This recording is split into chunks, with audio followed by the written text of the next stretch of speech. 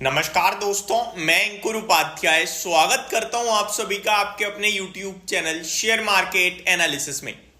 यहां पे आप सभी के साथ कुछ इंटरेस्टिंग स्टॉक्स के बारे में बात करने वाला हूं जो आपके लिए बड़े एक्शन में रहेंगे इस वीकेंड पे।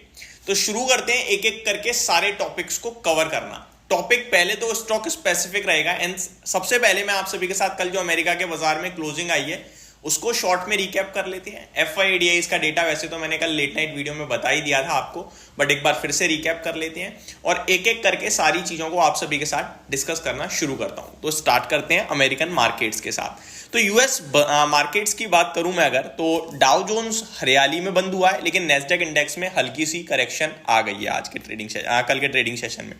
डाउ जोन 62 पॉइंट ऊपर बंद हुआ है, फ्लैट टू पॉजिटिव है एंड नेस्डैक इंडेक्स 0.28% यानी कि 1/3% आप कह सकते हो गिरकर बंद हुआ है। 44-45 पॉइंट्स की गिरावट थी।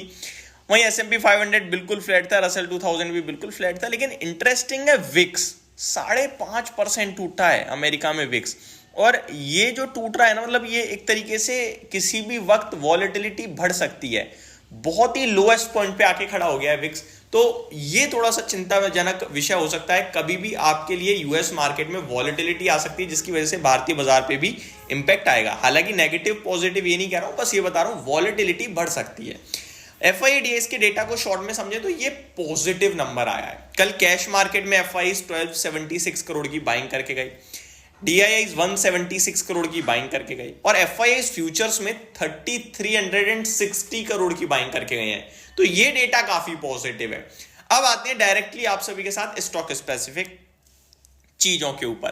तो देखिए, अब जो हफ्ता आ रहा है ना, बहुत सारी कंपनीज की इन्वेस्टर मीट है, यानी एनालिस्ट मीट भी जिसे आप लोग कहते हो। अब इसमें होता क्या है, एक कंपनी है और एक फंड हाउस है, 1 to 1, ठीक है, या बड़े बड़े इन्वेस्टर्स हैं, ये आपस में बात कर रहे हैं।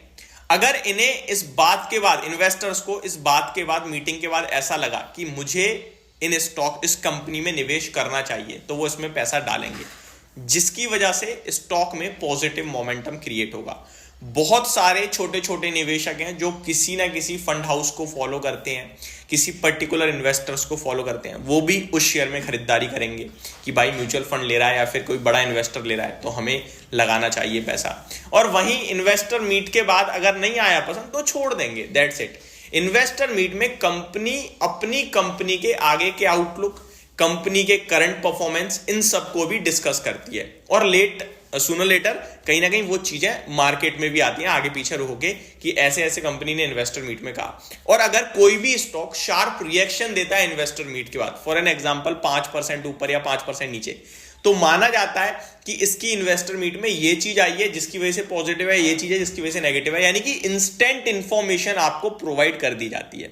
इंस्टेंट इंफॉर्मेशन का ये बिल्कुल भी मतलब नहीं होता है कि शेयर ऊपर है, इन्वेस्टर मीट में अच्छा हुआ है, आप खरीद लो। वो एक तरीके से मतलब रिएक्शन है और वो रिएक्शन वापस ठंडा पड़ेगा फिर आप ले लेना।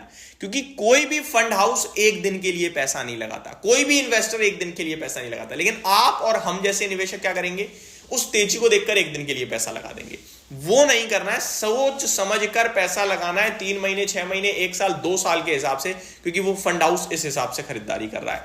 आगे अगर मैं आप सभी के साथ बात करूं स्टॉक स्पेसिफिक, मैंने पूरी डिटेल दे दी, वीकेंड है, आराम से आपकी जानकारी के लिए लाइफ लॉन्ग काम आएगी।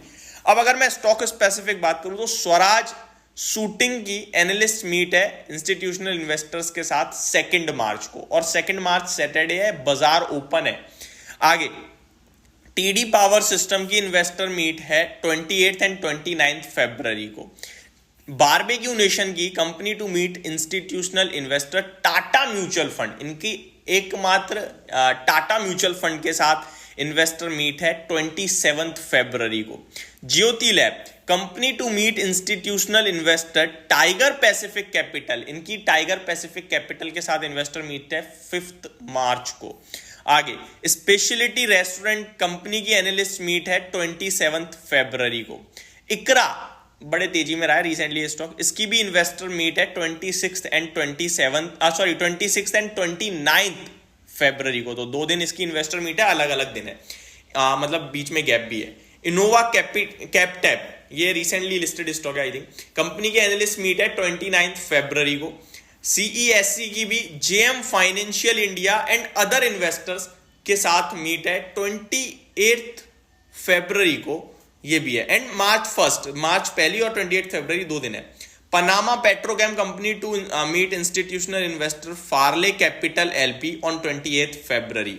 टेगा इंडस्ट्री 28 फरवरी को इनकी भी इन्वेस्टर मीट है। नवीन फ्लोराइन 28 फरवरी। मेड प्लस हेल्थ केयर 28-29 तारीख को है। सारेगामा इंडिया 28-29 तारीख को है। थेमिस मेडिकेयर इनकी 29 तारीख को है। तो ये सारे स्टॉक हैं जो आपके लिए इन्वेस्टर मीट में जाने वाले हैं, और ये केवल इतने ही नहीं, और भी बहुत सारे नाम हैं जो मैंने आप सभी के साथ कल के दौरान शेयर करे थे। तो ये मेरी तरफ से एक छोटी सी अपडेट थी जहां पे आप इन सारे स्टॉक्स को नजर में रखिए। अगले हफ्ते ये एक्शन में रहेंगे, अगले यानी कि जो अपकमिंग वीक है। होप आपको सारी चीजें समझ में आ गई होंगी। Thank you so much for watching this video. Have a great day guys.